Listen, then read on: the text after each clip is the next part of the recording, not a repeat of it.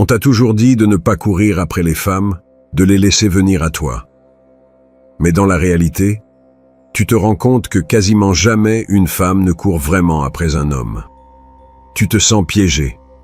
Si tu ne la poursuis pas, rien ne se passe. Mais si tu le fais, elle perd tout intérêt. Alors, quel est le secret? Il existe deux types de poursuites, la poursuite logique et la poursuite émotionnelle. Si tu ne saisis pas cette différence, tu seras soit ignoré, soit utilisé. Dans cette vidéo, je vais te révéler la psychologie cachée derrière la chasse et la poursuite, et pourquoi la seule manière pour qu'elle te poursuive, c'est que tu sois d'abord le chasseur. Si tu es nouveau ici, abonne-toi et reste jusqu'à la fin. En prime, like, partage et savoure le contenu. Et si vous êtes prêt à aller plus loin, alors je vous ai laissé un guide ultime dans les commentaires épinglés de cette vidéo. Alors commençons. Laisse-moi te raconter une expérience personnelle. Il y a des années, j'ai rencontré un type, Roberto, propriétaire de 3 restaurants à succès. Les femmes le sollicitaient sans cesse, appels, messages, invitations. Je me suis dit, cet homme détient le secret. Mais, après l'avoir bien connu, j'ai découvert quelque chose de dévastateur. Aucune de ces femmes ne l'aimait réellement. Elles le poursuivaient, oui, mais pour son argent, pas pour lui. C'est ce que j'appelle la poursuite logique. Quand une femme te cherche parce qu'elle perçoit un bénéfice clair, argent, statut, connexion. Son cerveau fait un calcul froid. Si je reste avec cet homme, ma vie s'améliorera matériellement. Ça peut marcher si tu as une fortune à offrir. Mais le problème, c'est qu'une relation bâtie sur ce sable mouvant est vouée à l'échec. Roberto m'a confié une nuit, après quelques verres. « Frère, je me sens comme un distributeur automatique sur pattes. Quand l'argent s'arrête, l'amour s'en va. » Il avait raison. Ces femmes étaient avec lui, mais toujours prêtes à partir, en attendant quelqu'un qui leur ferait ressentir quelque chose de vrai. 2 problèmes majeurs avec la poursuite logique. D'abord, c'est extrêmement difficile à obtenir. On n'a pas tous des millions sur le compte ou un nom célèbre. Ensuite, même si tu l'as, tu n'obtiendras jamais ce que tu veux vraiment. Qu'une femme t'aime pour ce que tu es. Maintenant, la partie intéressante. Il existe un autre type de poursuite, accessible à tout homme qui comprend la psychologie féminine. C'est la poursuite émotionnelle, l'arme la plus puissante dans les relations humaines. Quand une femme te poursuit émotionnellement, elle ne peut s'en empêcher. C'est comme une drogue dont elle a besoin pour se sentir complète. Elle ne peut pas être tranquille si elle ne sait pas de toi. Elle te cherche parce que son cœur le lui demande, non sa tête. Voici la clé. Cette poursuite peut être créée, cultivée, maîtrisée. Par exemple, imagine un ami qui, un jour, t'offre une cigarette. Tu la fumes et ça te plaît. 5 jours plus tard, il revient avec une autre. Après un moment, tu commences à attendre ces cigarettes. Puis tu ne l'attends plus, c'est toi qui vas le voir pour en demander une. Et un jour, il te les vend. Ce processus s'applique dans les relations. Mais à la place des cigarettes, il s'agit d'attention, d'émotion, de connexion. Comme le disait le grand stratège florentin, dans le jeu du pouvoir, celui qui contrôle les émotions de l'autre contrôle le résultat. Les femmes fonctionnent pareil. Au début, tu donnes de petites doses d'attention, puis tu t'éloignes, tu reviens en donnant un peu plus. Peu à peu, elle en a besoin comme de l'air. Attention, je ne parle pas de manipulation cruelle ou de faire du mal, mais de comprendre la nature humaine, de travailler avec elle, pas contre elle. Les femmes veulent de l'émotion, du défi, un soupçon d'incertitude. Elles veulent un homme qui les fasse sentir vivantes, pas un qui les ennuie par sa prévisibilité constante. Le problème, c'est que la plupart des hommes font exactement le contraire. Ils rencontrent une femme qui leur plaît et deviennent sa claque-colle. Message incessant, disponibilité totale, attention absolue. Puis, ils se demandent pourquoi elle perd vite intérêt. La raison est simple. Ce qui est toujours disponible perd de sa valeur. Ce qui est prévisible devient ennuyeux. Mais si quelque chose arrive au bon moment, puis s'éloigne, ça crée le besoin. Le besoin émotionnel est le carburant de l'amour véritable. Si tu es arrivé jusque-là, c'est que tu veux vraiment changer ta vie avec les femmes. Et ça montre que tu es différent de la majorité qui se contente de conseils superficiels et continue d'échouer. Toi, tu cherches la vérité complète. Donc, si ce contenu t'éclaire, abonne-toi, car ce qui suit est encore plus révélateur. Je veux le partager uniquement avec des hommes vraiment engagés dans leur transformation. Maintenant que tu comprends la différence entre poursuite logique et émotionnelle, il est temps d'apprendre à devenir cet homme que les femmes poursuivent sans pouvoir s'en empêcher, en maîtrisant les deux phases du jeu, la chasse et la conquête émotionnelle. Le moment de vérité est arrivé. Tu sais que la poursuite émotionnelle existe, mais il faut maintenant créer cette addiction chez elle. Et c'est là que la majorité des hommes commettent l'erreur la plus stupide de leur vie. Confondent être chasseur avec être poursuivant. Écoute bien, il y a une différence abyssale entre ces deux notions. Le poursuivant quémande, supplie, se rabaisse. Le chasseur prend l'initiative mais toujours depuis une position de pouvoir. Le maître de la stratégie l'a dit, celui qui agit avec un but et depuis la force conquiert. Celui qui agit dans le désespoir se détruit. Je vais te raconter quelque chose qui a changé ma vie. Il y a des années, j'ai rencontré un homme nommé Fernando. Il n'était ni beau ni riche, mais les femmes fondaient devant lui. Un jour, je lui ai demandé son secret. Il m'a dit une phrase que je n'oublierai jamais. « Frère, la différence entre succès et échec, c'est la manière dont tu poses une question. » Je n'ai rien compris jusqu'à ce qu'il me montre. La majorité des hommes demandent « Quand es-tu libre pour sortir ?» C'est la question du mendiant. Fernando disait « Dis-moi quel jour tu es libre cette semaine. Je veux t'emmener dans un endroit incroyable. » Voilà la différence. L'un demande la permission, l'autre prend le contrôle. C'est la première règle de la chasse. Jamais poser des questions de poursuivant. Quand tu demandes « Quand peux-tu ?» tu dis « Toi tu décides, moi j'obéis. » Quand tu affirmes « Dis-moi quand tu es libre », tu imposes que c'est toi qui décides quoi faire et elle qui choisit quand ça lui convient. La différence est subtile, mais elle se perçoit immédiatement. Le plus important, comme chasseur, ton arme la plus puissante n'est pas l'insistance, mais la rareté. Voici une règle d'or qui marche depuis des décennies. Contacte une femme une seule fois par semaine au début. Une fois. Ni plus, ni moins. Tu dois sûrement penser, une seule fois, mais elle va perdre intérêt. Erreur. Tu crées quelque chose de bien plus puissant. La curiosité. Quand un homme contacte une femme tous les jours, il devient prévisible. Quand il le fait une fois par semaine, avec sécurité et but, il devient intrigant. Voici le truc psychologique que peu comprennent. Les femmes sont habituées aux hommes qui les bombardent d'attention dès le départ. Message constant, disponibilité totale, désespoir déguisé en intérêt. Mais toi, tu vas faire l'inverse. Tu vas apparaître, faire un impact, puis disparaître. Imagine-toi comme un parfum coûteux. Si on en met trop, ça étouffe, mais juste la dose parfaite au bon moment. Ça donne envie d'en avoir plus. Je te donne un exemple pour appliquer ça.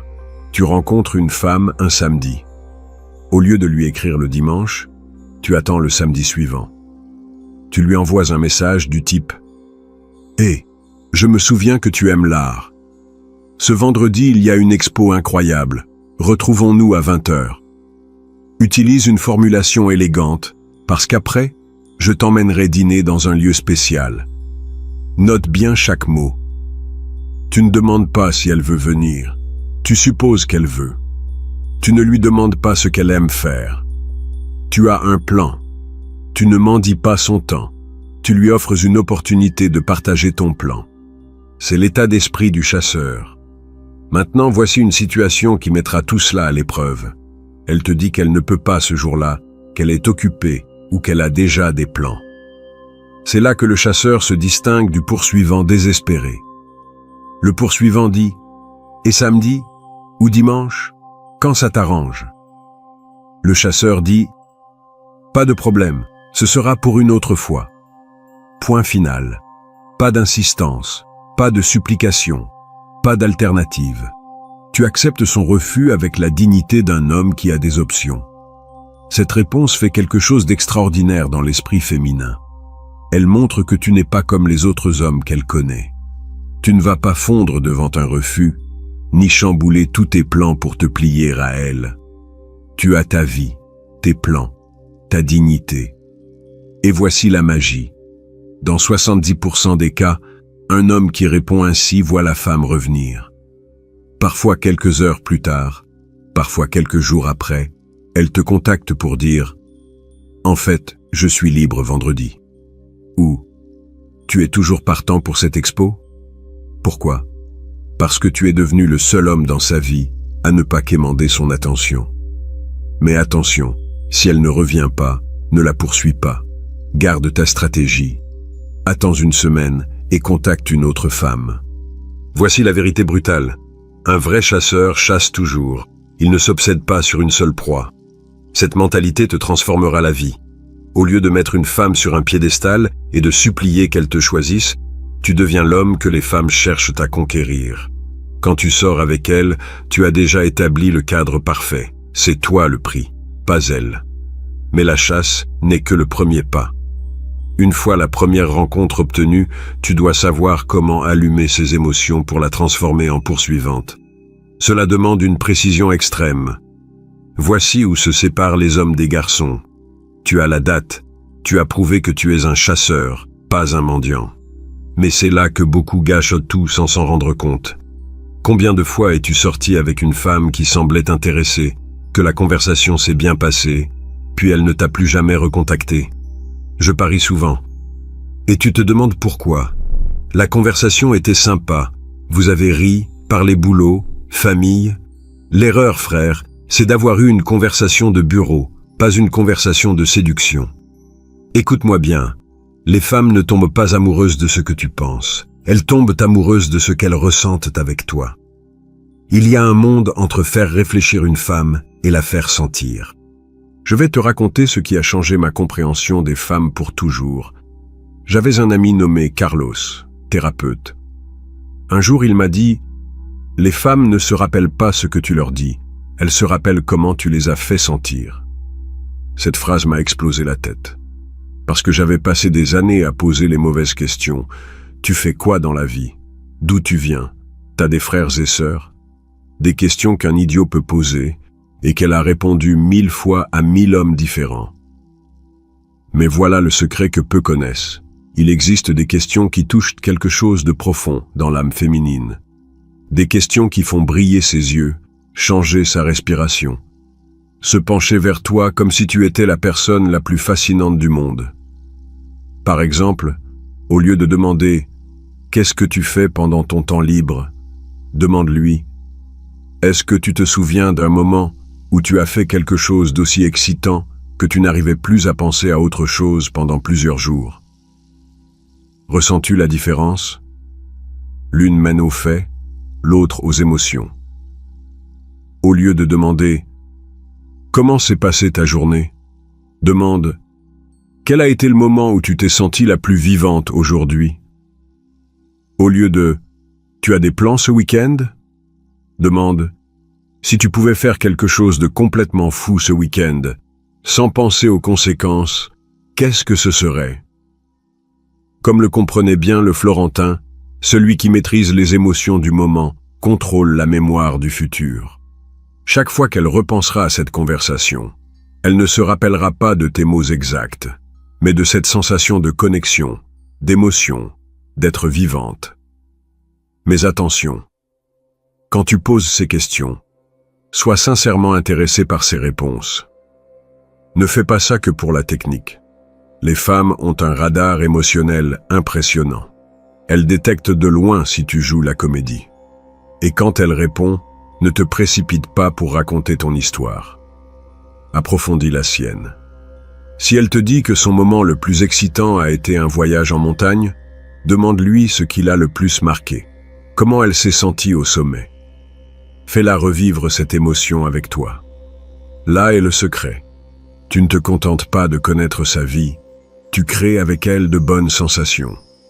Dans son inconscient, tu deviens la source de ses émotions. Un moment précis te dit que tu as toute son attention émotionnelle. Ses yeux ne te quittent pas. Elle se penche en avant quand tu parles. Elle touche son visage ou son cou sans s'en rendre compte. Sa voix devient douce et intime. C'est là que tu fais le test du baiser. Ce n'est pas compliqué. Au milieu d'une conversation intense, tu regardes ses lèvres une seconde, puis ses yeux. Si elle regarde aussi tes lèvres, c'est vert.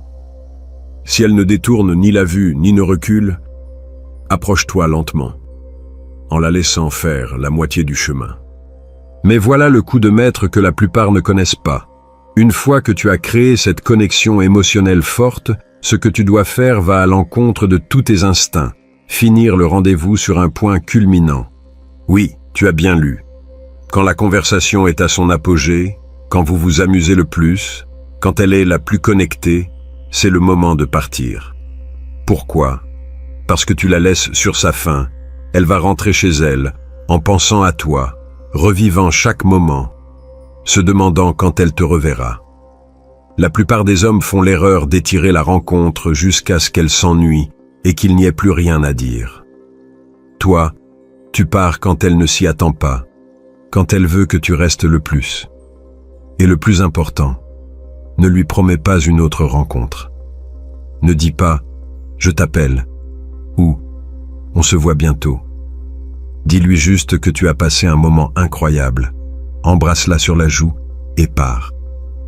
Cette nuit-là, elle restera éveillée à penser à toi, et demain, c'est elle qui attendra ton message. Tu as déclenché le processus de l'addiction émotionnelle. Mais vient maintenant la phase la plus délicate, transformer ce besoin en poursuite active. Voici l'étape la plus dangereuse du processus. Tu as créé cette connexion et son intérêt grandit.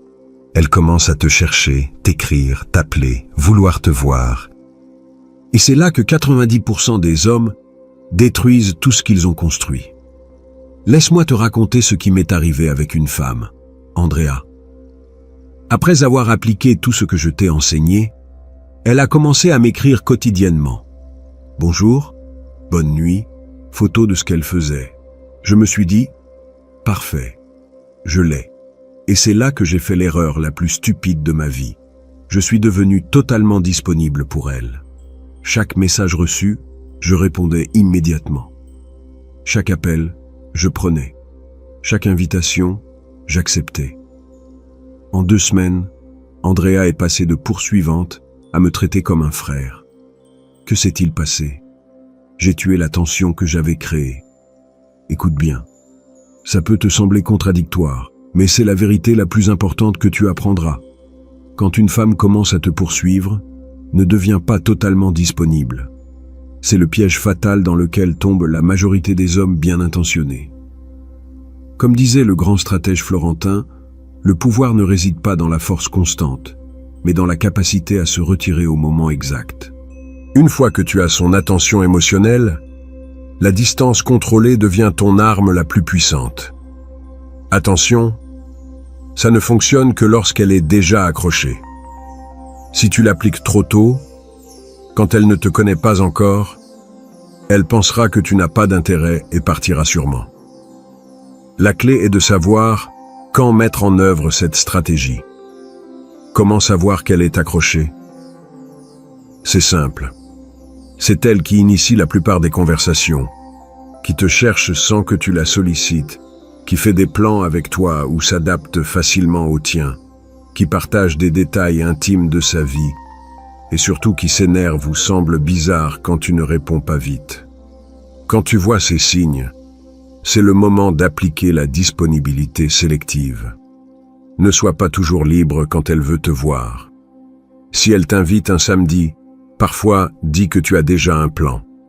Si elle appelle, ne réponds pas toujours de suite et rappelle-la après quelques heures. Je vais te donner les règles précises. Sur 3 invitations, accepte en 2. Refuse 1. Pour 3 appels, réponds à 2 tout de suite. Rappelle le 3e plus tard. Pour 5 messages, réponds à 4 immédiatement, 1 avec retard. Ça te paraît calculé? Ça l'est. Et ça marche parce que, biologiquement, les femmes valorisent ce qu'elles ne peuvent pas avoir complètement. Ce n'est pas de la cruauté, c'est de la psychologie humaine basique. Mais précaution, lorsque tu refuses une invitation ou que tu ne réponds pas tout de suite, ne donne jamais d'excuses. Ne dis pas « Désolé, j'étais occupé » ou « Je n'ai pas vu ton message ». Agis comme si avoir ta propre vie et tes priorités était la chose la plus normale du monde. Et il va se passer quelque chose d'intéressant. Elle va commencer à faire plus d'efforts pour avoir ton attention. Elle t'enverra des messages plus longs, posera plus de questions sur ta vie, proposera des plans plus excitants. En clair, elle va commencer à te courtiser. Mais attention à cette phase, elle va aussi jouer avec toi. Elle fera exactement ce que tu fais, s'éloigner pour voir si tu la poursuis. Elle t'enverra un message froid, répondra en retard, annulera un rendez-vous. C'est sa manière de tester si tu es vraiment différent des autres hommes. C'est là que se distinguent les hommes vraiment sûrs d'eux, de ceux qui ne faisaient que jouer un rôle. Quand elle s'éloigne, ta réponse doit être simple. Ne pas réagir. Ne la cherche pas. Ne lui demande pas ce qui ne va pas. N'essaie pas de réparer quelque chose qui n'est pas cassé. Garde ta vie, tes activités, tes priorités. Si elle revient, parfait. Sinon aussi, car cela signifie qu'elle n'était pas la bonne. La plupart du temps, elle reviendra. Et quand ce sera le cas, elle reviendra avec une nouvelle admiration pour toi. Parce que tu viens de lui prouver que tu es le seul homme dans sa vie qui ne se désespère pas pour son attention. Avec cette stratégie, non seulement tu vas réussir à la faire te poursuivre, mais tu vas entretenir cette poursuite des mois, voire des années, en lui montrant que ton attention est précieuse, que ton temps est limité, et qu'être avec toi est un privilège, pas un droit. Maintenant que tu as toutes les pièces du puzzle, il est temps d'apprendre comment maintenir ce pouvoir tout au long de la relation. Voilà, frère, la carte complète pour transformer n'importe quelle femme en ta poursuivante émotionnelle. Depuis la chasse initiale jusqu'à la gestion de la distance calculée. Tu n'es plus ce type qui quémande de l'attention. Tu es le chasseur que les femmes veulent conquérir. Rappelle-toi, elle doit te voir comme le prix, pas l'inverse. Si tu appliques tout ce qui est partagé ici, tu remarqueras le changement immédiatement. Partage en commentaire un conseil que tu donnerais à d'autres hommes sur ce sujet. Ton expérience peut changer la vie de quelqu'un d'autre. Et si ce contenu t'a été utile, abonne-toi pour découvrir davantage de secrets du jeu que peu connaissent.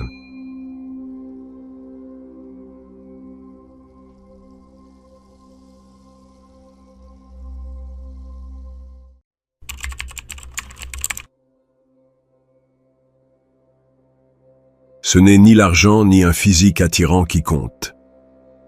Si tu demandes à une femme belle ce qui l'attire, elle te répondra « Sois gentil, sois toi-même, fais-moi sentir en sécurité ». Tu t'efforces de le faire, mais rien ne change. Car il y a une partie de la réponse qu'elle ne dévoile jamais. Et justement, cette partie est celle qui détermine qui conquiert et qui est ignoré. Dans cette vidéo, tu vas découvrir ce détail qui change tout et pourquoi c'est le raccourci le plus rapide pour séduire de véritables femmes magnifiques. Alors, si ce contenu te plaît, mets un like et si vous voulez aller plus loin, je vous ai laissé un guide ultime dans les commentaires de cette vidéo. Alors, passons à ce qui compte. Quel est donc ce détail qui change tout ? C'est la vérité la plus inconfortable et la plus puissante qu'un homme puisse apprendre. L'attirance n'est pas négociable, ne se gagne pas par mérite, et certainement ne répond pas à la logique. Pense à ceci un instant.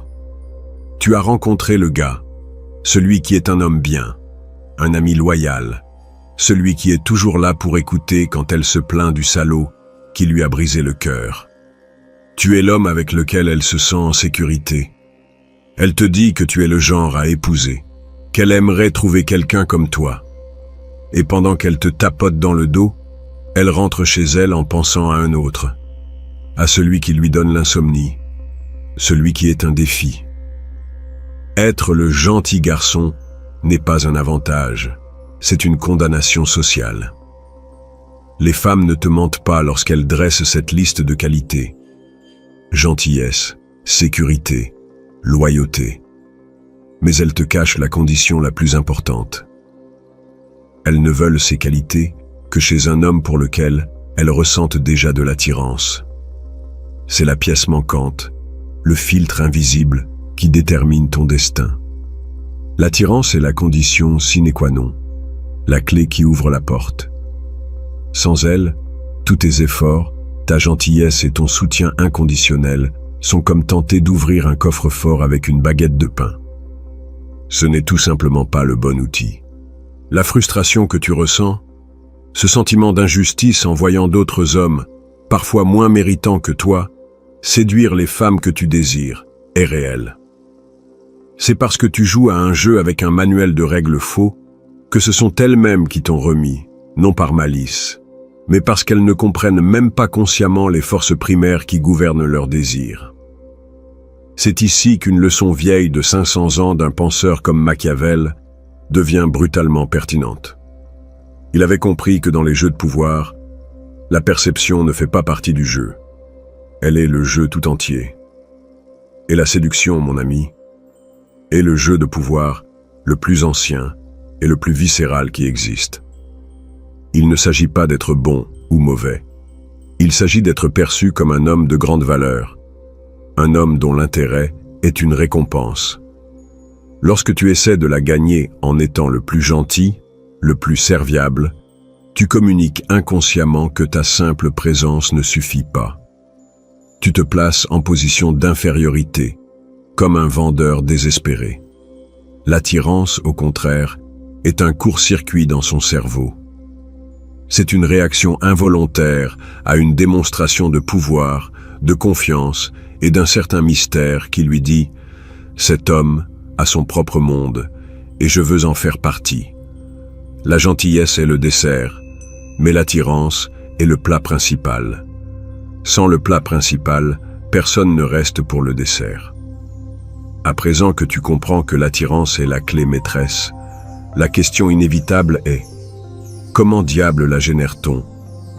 Comment devenir cet homme dont la seule présence intrigue et déclenche cette réaction viscérale avant même qu'il ait prononcé un mot ? Voici la partie pratique, les outils du pouvoir.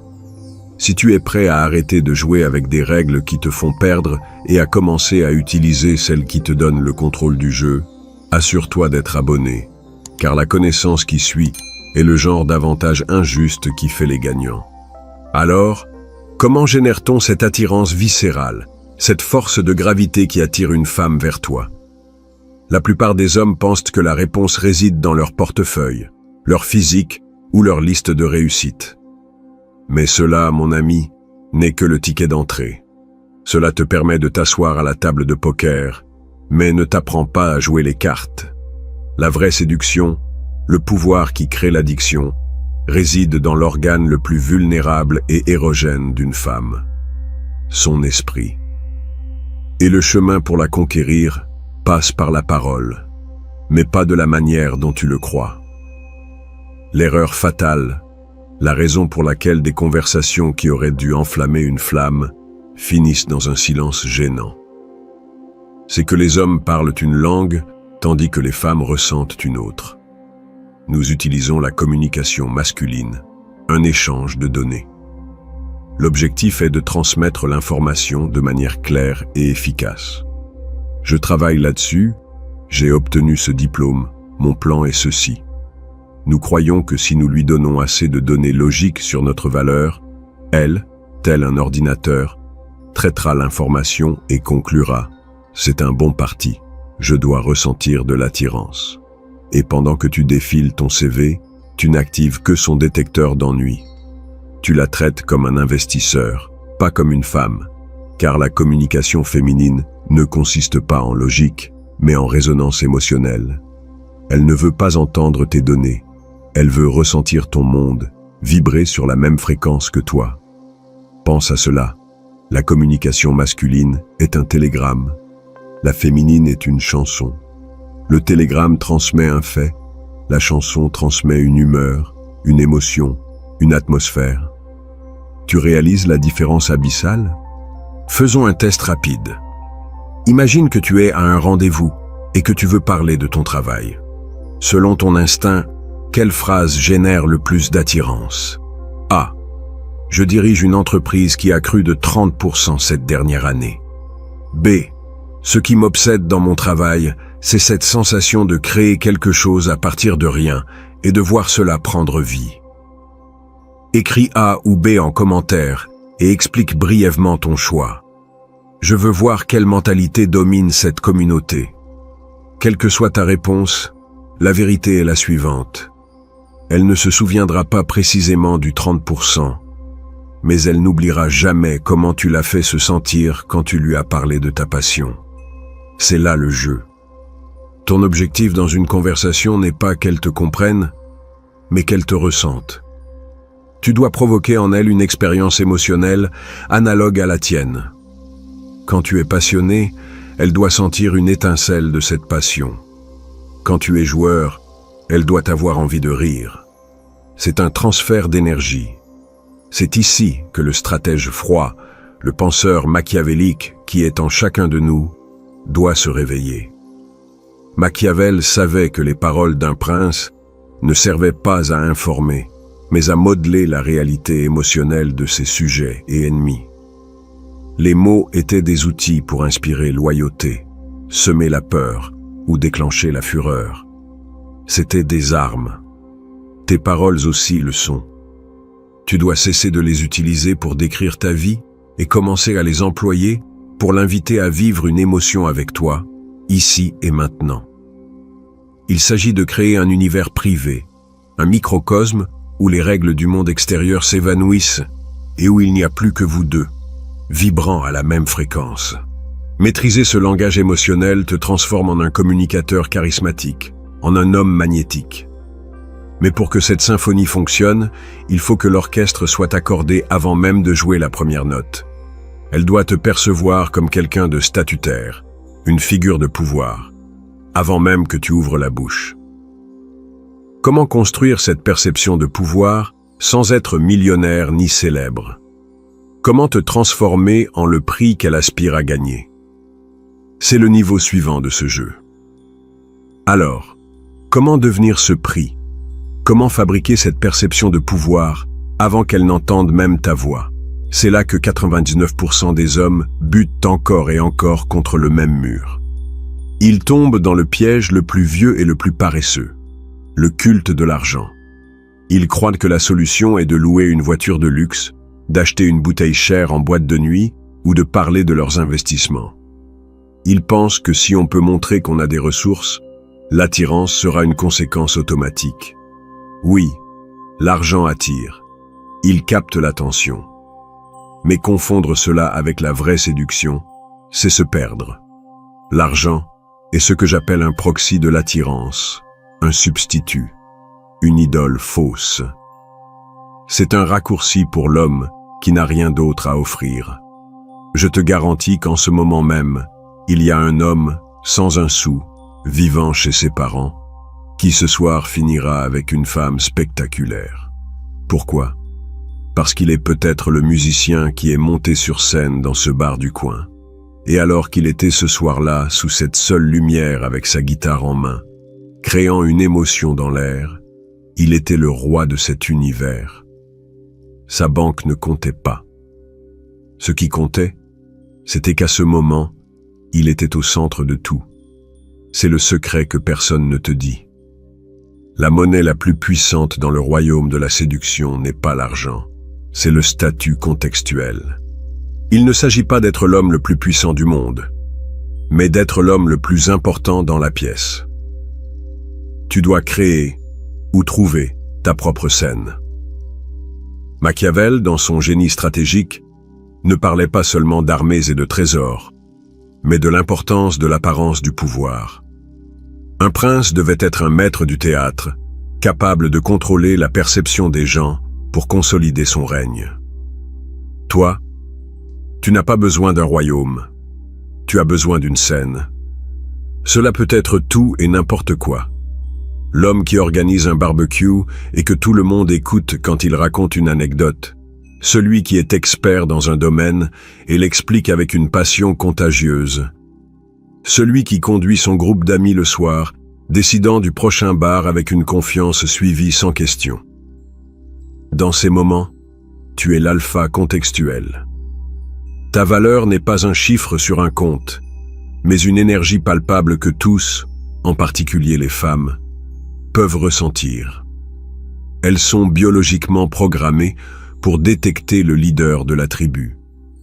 Et dans la jungle moderne, cette tribu peut être aussi petite qu'une table de café. Arrête de penser à comment acheter son attention, commence à réfléchir à comment dominer le contexte. Cultive une compétence, développe une passion, dirige une communauté, aussi petite soit-elle. Deviens le réalisateur de ton propre film plutôt que de tenter d'être un figurant dans celui des autres. Nous avons démoli le mythe du gentil garçon. Je t'ai donné la clé du langage émotionnel et maintenant je t'ai montré comment fabriquer du statut à partir de rien. Avec cet arsenal, tu décrocheras le rendez-vous. Tu seras assis en face de la femme qui te paraissait jusque-là inaccessible. Et c'est précisément à ce moment-là, au sommet de la montagne, que la majorité des hommes glissent et tombent dans l'abîme. Car ils commettent une erreur aussi subtile que dévastatrice, une erreur qui détruit toute la magie que tu as mis tant de temps à bâtir. Cette erreur, mon ami, ce mouvement aussi subtil que catastrophique que la plupart commettent, c'est de parler trop, aussi simple et aussi mortel. Tu arrives au rendez-vous, tu t'assois face à elle, et une anxiété primitive te gagne. Tu ressens le besoin impérieux de prouver ta valeur. Tu crois, du fond de ton être, que si tu exposes tous tes mérites, tes réussites, tes plans et tes vertus, elle sera convaincue. Alors tu ouvres la digue. Tu parles de ton travail, de tes voyages, de tes opinions, de tes batailles gagnées. Tu deviens un vendeur maladroit et désespéré, égrenant un catalogue de tes qualités. Et à chaque mot, à chaque donnée que tu révèles, tu ne bâtis pas un pont vers elle, tu le dynamites. Tu dois comprendre une vérité fondamentale et brutale. Elle n'est pas à ce rendez-vous parce qu'elle t'aime bien. Elle ne peut pas aimer quelqu'un qu'elle ne connaît pas. Elle est là parce qu'elle a projeté une fantaisie sur toi. L'attirance qu'elle ressentait de loin, ce statut contextuel que tu as fabriqué, ce langage émotionnel que tu as suggéré, tout cela a créé une toile blanche dans son esprit. Et elle, avec ses propres désirs et aspirations, a peint un portrait idéalisé de qui tu pourrais être. Cette fantaisie est la raison pour laquelle elle a accepté ce rendez-vous. Elle est fragile, puissante, et c'est la seule chose que tu as de ton côté à cet instant. Quand tu commences à parler sans arrêt, la probabilité que la réalité que tu décris corresponde à la fantaisie qu'elle a peinte est pratiquement nulle. Chaque fait que tu révèles est un coup de pinceau de la dure réalité sur son œuvre d'art, et probablement tes coups de pinceau ne correspondent pas. Tu détruis le mystère. Tu la désillusionnes en temps réel. Tu la sors du film qu'elle était en train de créer dans sa tête pour la plonger dans un documentaire ennuyeux sur ta vie. C'est là que le stratège doit rester plus froid que jamais. La solution, et cela va te sembler terrible, mais c'est la vérité la plus pure, c'est la déception lente et progressive. Machiavel conseillerait à un prince de ne jamais dévoiler toutes ses cartes d'un coup. Il doit garder ses ennemis et ses alliés dans un état d'incertitude calculé pour conserver son pouvoir. Ton pouvoir à ce moment est la fantaisie qu'elle a de toi. Ne la détruis pas, gère-la. Ton objectif au premier rendez-vous n'est pas de prouver qui tu es. C'est, stratégiquement, de ne pas démentir la version incroyable que cette femme a déjà dans sa tête. Parle moins, écoute davantage. Quand elle te pose une question, ne réponds pas par un rapport. Réponds par une histoire courte et évocatrice qui suscite plus de questions que de réponses. Sois un miroir, reflète son énergie. Laisse-la remplir les silences avec ses propres suppositions, qui seront presque toujours en ta faveur. Permets à son imagination de travailler pour toi. Il ne s'agit pas de mentir, il s'agit de doser la vérité. La relation réelle, la connexion authentique, ne peuvent commencer que lorsque la fantaisie se brise. Mais si tu la brises d'un coup dès la première heure, il n'y aura rien sur quoi bâtir. En maîtrisant cette transition, avec la précision d'un chirurgien, tu contrôles le rythme. Tu lui donnes le temps de créer la connexion émotionnelle, de former un lien réel, suffisamment fort pour survivre à l'inévitable crise de la déception. Ce moment où elle te voit enfin tel que tu es, avec tes défauts et ton humanité. Gérer cette danse délicate entre la fantaisie et la réalité est ce qui distingue les amateurs des maîtres du jeu. C'est la différence abyssale entre une nuit d'amour et une dévotion durable. C'est l'art de rendre la femme accro, non pas à ce que tu es, mais à la promesse de ce que tu pourrais devenir. Le jeu de la séduction ne se gagne pas en étant le plus gentil, mais en comprenant le mieux ses règles cachées. Utilise le statut pour créer de l'intrigue, l'émotion pour connecter et la stratégie pour durer. Ce savoir est le pouvoir. Si cette carte t'a servi, abonne-toi pour accéder à l'arsenal complet. Et maintenant, partage ton pouvoir. Laisse dans les commentaires un conseil brutalement honnête pour les hommes qui jouent encore les yeux bandés. Aidons plus d'hommes à s'éveiller.